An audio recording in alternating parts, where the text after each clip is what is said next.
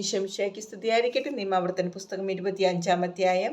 രണ്ടുപേർ തമ്മിൽ തർക്കമുണ്ടാകുമ്പോൾ അവർ ന്യായാസനത്തെ സമീപിക്കട്ടെ. ന്യായാധിപന്മാർ നിരപരാധിനെ വെറുതെ വിടുകയും കുറ്റക്കാരന് ശിക്ഷ വിധിക്കുകയും ചെയ്യണം. കുറ്റക്കാരൻ പ്രഹരത്തിന് വിധിക്കപ്പെട്ടാൽ ന്യായാധിപൻ അവനെ തൻ്റെ സാന്നിധ്യത്തിൽ നിലത്ത് കിടത്തി അടിപ്പിക്കണം. കുറ്റത്തിൻ്റെ ഗൗരവം അനുസരിച്ചായിരിക്കണം അടിയുടെ എണ്ണം. ചാട്ടയടി 40-ൽ കവിയരുത്. അതിലേറെയായാൽ നീ നിന്റെ സഹോദരനെ പരസ്യമായി നിന്ദിക്കുകയായിരിക്കും ചെയ്യുക. മെതിക്കുന്ന കാളയുടെ വാക്കെട്ടരുത്. ഭർത്തൃ സഹോദര ധർമ്മം.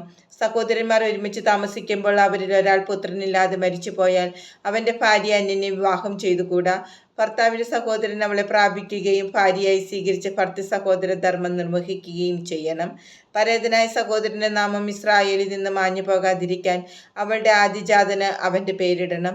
സഹോദരൻ്റെ വിധവയെ സ്വീകരിക്കാൻ ഒരുവൻ വിസമ്മതിക്കുന്നെങ്കിൽ അവൾ പട്ടണവാതിൽക്കൽ ചെന്ന് ശ്രേഷ്ഠന്മാരോട് ഇങ്ങനെ പറയട്ടെ: എൻ്റെ ഭർത്തൃ സഹോദരൻ തൻ്റെ സഹോദരൻ്റെ നാമം ഇസ്രായേലിൽ നിലനിർത്താൻ വിസമ്മതിക്കുന്നു. അവൻ ഭർത്തൃ സഹോദര ധർമ്മം നിറവേറ്റുന്നില്ല. അപ്പോൾ അവൻ്റെ പട്ടണത്തിലെ ശ്രേഷ്ഠന്മാർ അവനെ വിളിപ്പിച്ച് അവനോട് സംസാരിക്കണം. എന്നാൽ അവൻ തൻ്റെ തീരുമാനത്തിൽ ഉറച്ചു നിന്നുകൊണ്ട് അവളെ സ്വീകരിക്കാൻ എനിക്കിഷ്ടമില്ല എന്ന് പറഞ്ഞാൽ അവൻ്റെ സഹോദരൻ്റെ വിധവ ശ്രേഷ്ഠന്മാരുടെ സന്നിധിയിൽ വെച്ച് തന്നെ അവൻ്റെ അടുക്ക ചെന്ന് അവൻ്റെ പാദത്തിൽ നിന്ന് ചെരുപ്പഴിച്ചു മാറ്റുകയും അവൻ്റെ മുഖത്ത് തുപ്പുകയും ചെയ്തതിനു ശേഷം സഹോദരൻ്റെ ഭവനം പണിയാത്തവനോട് ഇപ്രകാരം ചെയ്യുമെന്ന് പറയണം: ചെരുപ്പഴിക്കപ്പെട്ടവൻ്റെ ഭവനം എന്ന് അവൻ്റെ ഭവനം ഇസ്രായേലിൽ വിളിക്കപ്പെടും.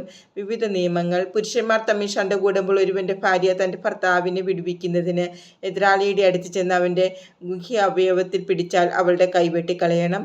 കാരുണ്യം കാണിക്കരുത്. നിന്റെ സഞ്ചിയിൽ തൂക്കം കൂടിയതും കുറഞ്ഞതുമായ 2 തരം കട്ടികൾ ഉണ്ടായിരിക്കരുത്. നിന്റെ വീട്ടിൽ ചെറുതും വലുതുമായ 2 തരം അളവ് പാത്രങ്ങൾ ഉണ്ടായിരിക്കരുത്. നിന്റെ ദൈവമായ കർത്താവ് നിനക്ക് തരുന്ന ദേശത്ത് ദീർഘായുസ്സോട് കൂടിയിരിക്കേണ്ടതിന് നിന്റെ കട്ടികളും അളവ് പാത്രങ്ങളും നിർവ്യാജവും നീതിയുക്തവുമായിരിക്കണം.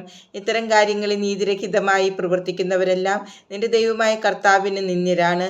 നീ ഈജിപ്തിൽ നിന്ന് പോന്നപ്പോൾ വഴിയിൽ വച്ച് അമലേക്ക് നിന്നോട് ചെയ്തതെന്തെന്ന് ഓർത്തുകൊള്ളുക. ക്ഷീണിച്ച് തളർന്നിരുന്ന നിന്നെ അവൻ ദൈവഭയമില്ലാതെ വഴിയിൽ വച്ച് പിന്നിൽ നിന്ന് ആക്രമിക്കുകയും പിൻനിരയിലുണ്ടായിരുന്ന ബലഹീനരെ വധിക്കുകയും ചെയ്തു. ആകയാൽ നിനക്ക് അവകാശമായി തരുന്ന ദേശത്ത് നിനക്ക് ചുറ്റുമുള്ള ശത്രുക്കളെ നശിപ്പിച്ച് നിന്റെ ദൈവമായ കർത്താവ് നിനക്ക് വിശ്രമം നൽകുമ്പോൾ അമലേക്കിൻ്റെ ഓർമ്മയെ ആകാശത്തിന് കീഴിൽ നിന്ന് ഉന്മൂലനം ചെയ്യണം. ഇത് നീ മറക്കരുത്.